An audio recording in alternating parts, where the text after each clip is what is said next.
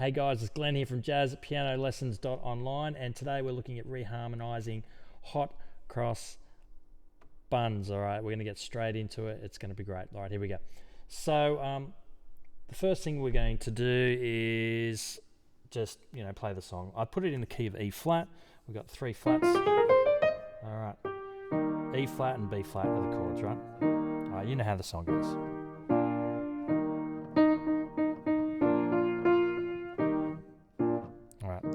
That's all it is, right? E flat, B flat, E flat. Okay, so nothing spectacular there. If you like those voicings, use it. All right, here we're adding the sevenths to that. Now, if it's the 1 chord, we're adding the major 7, right? If it's the 2nd chord, we'll be using the 2nd chord is always a minor chord, right? So in a scale, there's a major scale. The 1st chord's always major, the 2nd chord is minor, the 3rd chord's minor, the 4th chord, is major. The 5th chord is always a dominant, and the 6th is minor, and the 7th is half diminished. All right, so if we go to the keyboard to have a look at that, here's C major scale. If I just place a 7th note based on that, that's what I end up with, right? So the 5th chord just ends up being a G7. A minor 7, B half diminished, or B minor 7, flat 5 there, and we're back to our C major 7, right? So we're doing the same thing in the key of E flat, right? As long as we're playing those 3 flats, the B flat, the E flat, and the A flat, we will be all set for that, all right? So hopefully that makes sense. All right, we'll go back to the keyboard and go back to our notes there. So we've got E flat major 7, B flat 7, E flat major 7. All right, that's all I've got. I mean, you can hear it's a little bit jazzier. All right, so obviously that's different. That sounds nice. We're going to move on though and do a little bit more. We're going to do some extensions, just some really simple extensions where we're, adding the 9th and there's one time we're adding the 13th. You can see that over here. We're adding the 13th just there. So we've got maybe I'll just put on that screen just for a second. There we go. So we got the E flat major 7, the B flat 7, flat 9. So that's an alteration by the sense that it's not just the normal 9, right? Here we got an E flat 9, just a normal 9, 13. So we're not doing anything spectacular yet, just kind of adding in a few extensions and a few alterations. All right. So that sounds like this.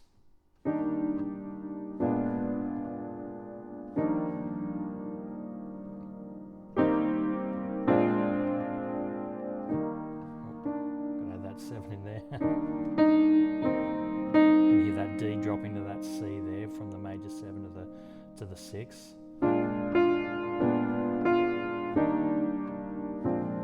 Alright, cool. Alright, as we move on, we're going a little bit more complicated. Let me just talk you through this before I play it.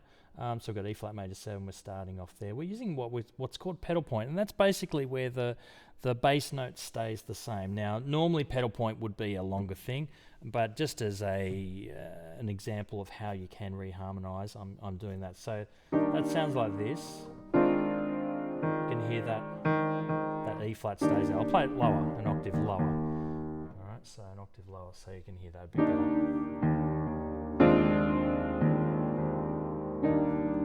All right, makes sense? Okay, we're leaving that. We're doing F minor 7, B flat 9 to E flat major 7. What we're doing here is a 2-5-1 going into E flat. So jazz is made up of 2-5-1s, almost constantly. So here's the 2-5-1. All right. Now we're sort of doing 2-5-1s here into the B flat, kinda, but kind of not. I mean, a proper 2-5-1 into B flat would be C minor to an F7 to a B flat major 7, but because we're going to the B flat 7, I'm doing, we could kind of call it a 6-2-4. A 6-2-5-1, which is a way of kind of thinking of it there. So we're going around the cycle of fourths is another way to think of it as well. And I'm just adding in that E flat there just because I want to. Here's another 2-5-1 at the end. All right, so now it's really starting to sound a little bit different, right? I'll play that all again.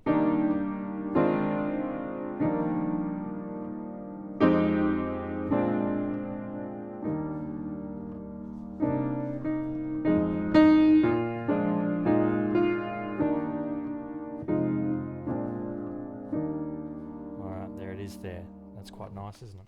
All right, we're moving on, and we're looking at using the relative minor. We're also looking at using 2-5-1s and a bit of tritone substitute. So I'm kind of talking about a lot of things in one video today, but I'm hoping that it'll give you some ideas. I'm hoping that it's going to be helpful in some way for you. All right, so using the relative minor is a really good thing. Sometimes I use what's called borrowing from the parallel minors as well. That's something I might do a video on later. Subscribe and let me know if that's something you'd be interested in hearing about, the parallel minors. But here we've got, I'm basically doing around the fourths, or kind of a 2-5, as in like it's a fourth away to the next chord, right? When I say the fourth, we're going up fourths. All right, so D minor 7, G7, D minor 7, G7, 1, 2, 3, 4, into the C. Or we sometimes kind of refer to as the cycle of fourths, all right? So E flat major 7, F minor 7, and then I'm going to the relative minor of E flat. So the chord should have been E flat, right? Should be going to E flat, but I'm doing E flat major 7, F minor 7, because I want to head to the C minor 9. Isn't that nice? Now, because the C minor 9 works so well, I'm going to do a 2-5-1. Oh, wrong camera.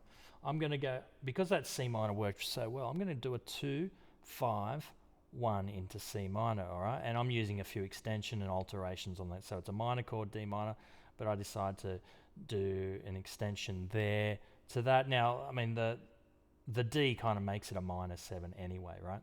Sorry, a minor 11. That makes it an 11. The G, I should say, makes the D minor a D minor 11. The G7 plus 5 or augmented 5 or sharp 5 is really the E flat. And so it kind of, because it's in the key of E flat, that kind of makes things kind of work, right? Now I'll just talk you through the rest of it before we do it. We're doing a minor 2-5 into the G minor. And then we're doing, sort of doing that 6-2-5-1 thing as well. But here at the end, we're using the tritone substitute instead. Now, the tritone substitute is a fascinating chord, a fascinating thing. So if I have, let's say, I'll go into the D minor 7. There's a D minor 7 or a D minor 9 there. If I go to, I'll just play the 3rd and the 7th, right? So here's the 7 and the 3 of D minor, all right? There's the 3, 1, 2, 3, 4, 5, 6, 7. I'm going to use the 7 and the 3 and the 7, right? Now, when I go to G7, all I'm going to do is drop down that C to a B. All right, there's my 1, 2, 3, 4, 5, 6, 7 of G7. So that kind of works beautifully, right? And then when I go to the C major 7, all I have to do is drop the F to the E. Now, why am I telling you this? Because you probably know this. That's why you've checking out a video about reharmonizing. So, but what happens here is the 3 and the 7 is the same of a dominant chord is the same as a tritone away of a dominant chord as well. So here's G7. If I go a tritone away or an augmented fourth, so 3 tones, right? 1, 2, 3. That's what it's called, tritone. So I'm going to go up to the D flat. You notice that the 2 notes are the same, right? They've changed in what number they are, but they're still the same. So G, 3, 7 for G7, right? For the D flat 7, this becomes the 7 and the 3. So the 3 and the 7 are really powerful. The 3 and 7 are really, really good at being kind of guiding us, and we sometimes refer to the 3 and 7 as guide tones. And so the guide tones are really just beautiful to help us know whether it's a major chord, whether it's a dominant chord, whether it's a minor chord. And so because of that, it really informs the harmony of the piece of music, all right? So it really kind of helps us to know what's going on. I hope that's helpful for you. So that's why because the 3 and the 7 are the same, it kind of functions in exactly the same way. So a G7 will work beautifully instead as a D flat 7, all right? And so whenever a dominant seventh chord is available to you, you can quite easily, provided you're not completely messing up the melody, you can quite easily play the same type of chord, like the dominant chord, but a tritone away. All right, so if we go back to our screen at the end there, that means we're doing F minor 7, and instead of the B flat 7, we're going to do an E7.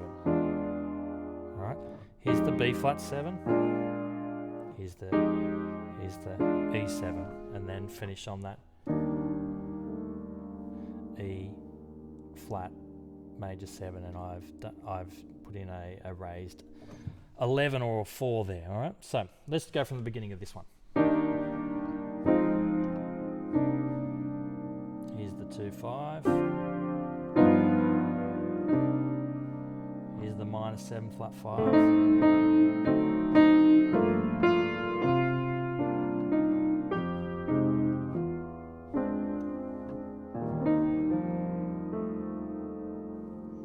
That's pretty cool, isn't it? All right, we're going on to the next one, just being a little bit more crazy here. What I did with this one actually was I'm using this idea, this principle of A to B. Now, it's a principle that I'm sure many other people have used, and it's just one that I kind of have termed myself A to B. And it's basically about trying to get from one place to another place, right? Just going from one place to another place, right? So in the same way that, when I go to the shops, I've got a couple of options. How am I going to get there, right? And so for me, if I want to get to the shops, as long as I get to the shops, I don't really care if I take a couple of extra turns. Do I take the scenic route? Do I take the fastest way possible? And it's kind of that kind of approach to music. So how do I get from one place in some important place in the music to another place in the music which is important, but what kind of detours can I make to kind of get there? I hope that kind of makes sense, right? And so with this particular one, all I've done, I've literally started with this E flat and then just done the dominant chord before that, and then the tritone substitute of that just beforehand. I put in the sharp 9 because that's the G, works with that E7. And then I've literally gone up a semitone every single time. Right? I've literally gone up a semitone. You can see it isn't going backwards. That means I started with a D minor 7, right? It becomes a D minor 11 because of the G. And so all I'm doing is going down. My bass note is literally doing this. Here's the B flat. All right, so it's this idea of kind of, but I mean, the tritone substitutes work really well by going down. Here's a, right, that's just dominant chords going down by semitone. It sort of imitates a 2-5-1 or a cycle of fourths, so that can kind of help you there. All right, so I'm going to play that for you.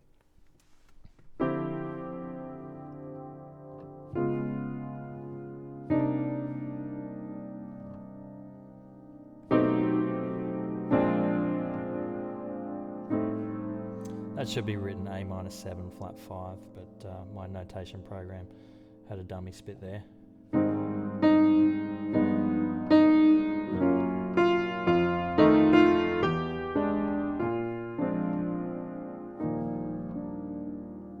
It's not bad, is it? I'll do one more time. D minor 7, C sharp 9, C minor 9.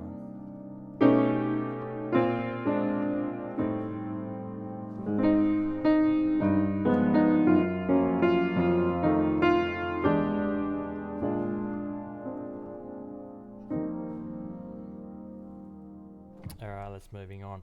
They're using the same kind of idea, but this time some cycle of fourths. I've just kind of chucked in a few ones. Instead of going to the D flat or the C sharp, I'm going to the 5, right? So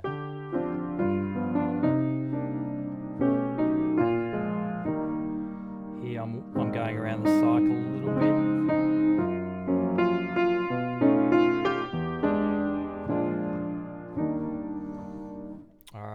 Moving on, just to kind of get that idea of the A to B principle. It's not just about cycle of fourths or 2-5-1s or tritone substitutes or anything, going down chromatically or anything.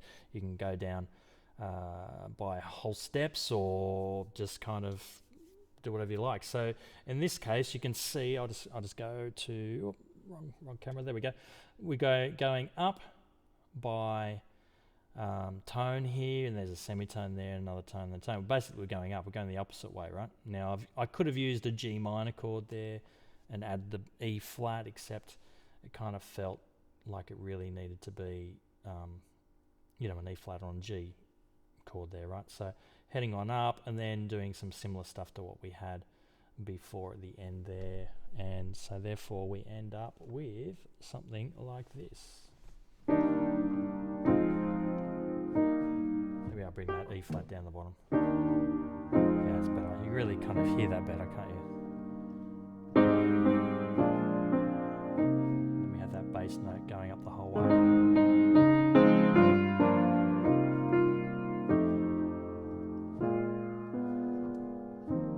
Notice I didn't do F minor 7 that time, I did F7. It gives it a different flavour there again. I mean, all of this obviously is up to you as to what you think works. Now, the last one that I've done is a little bit crazy, but it's probably the one that I'm most excited to share with you. Really, is this idea of I'm using intervals and voice leading really as my guiding principle.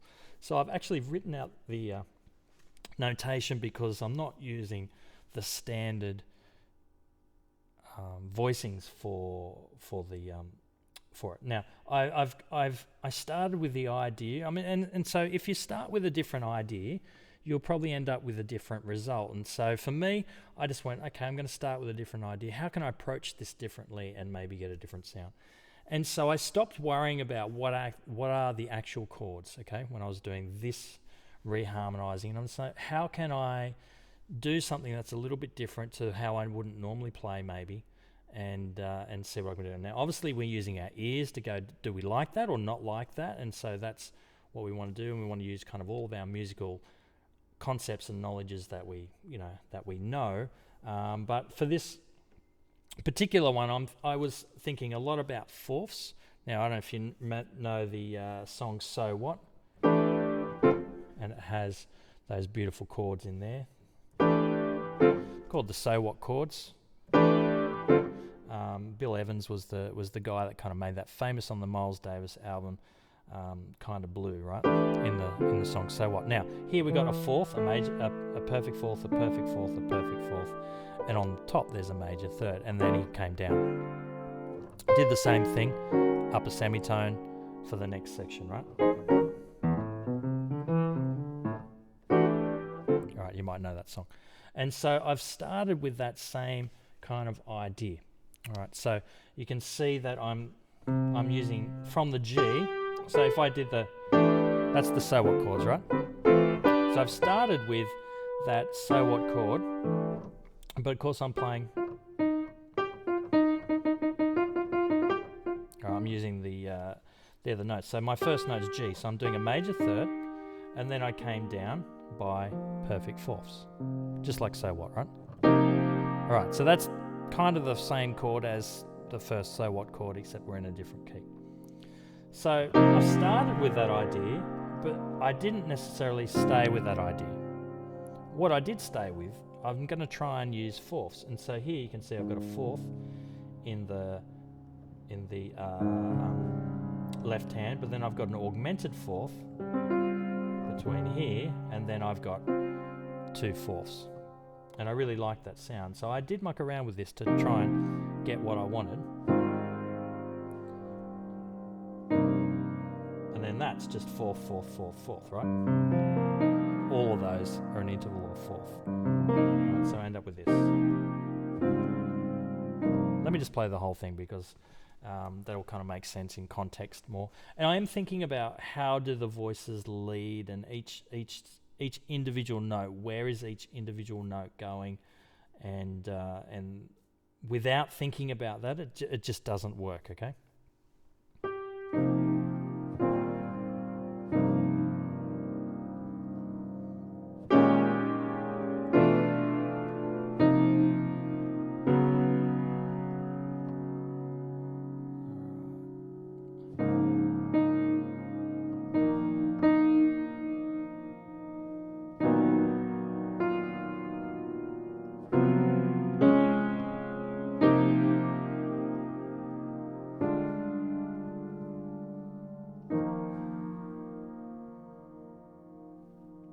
All right, so there it is.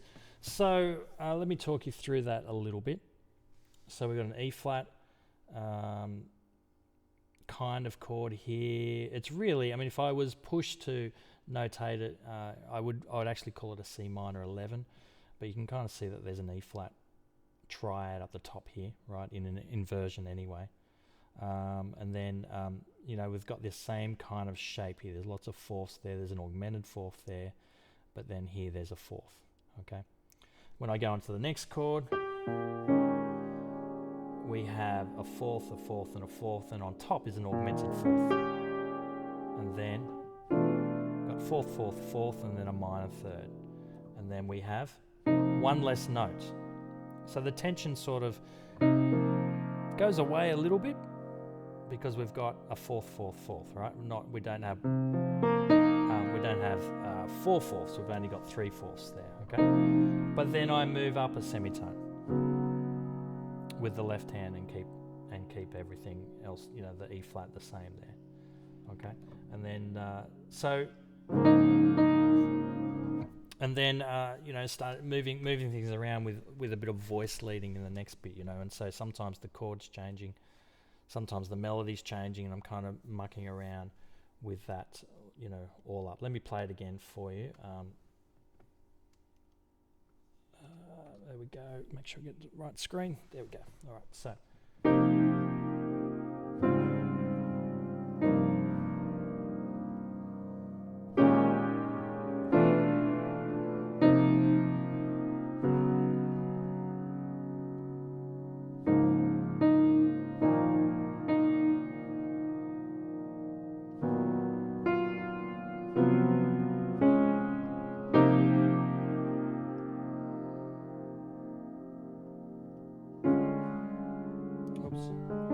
Should be that. Should be a D flat actually. Yeah, should be a D flat there. There you go. Now, if you had to name them, that's what they are there.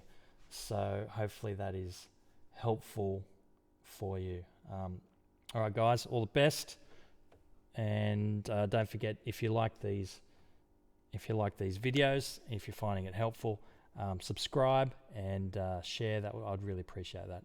All right, all the best. Bye.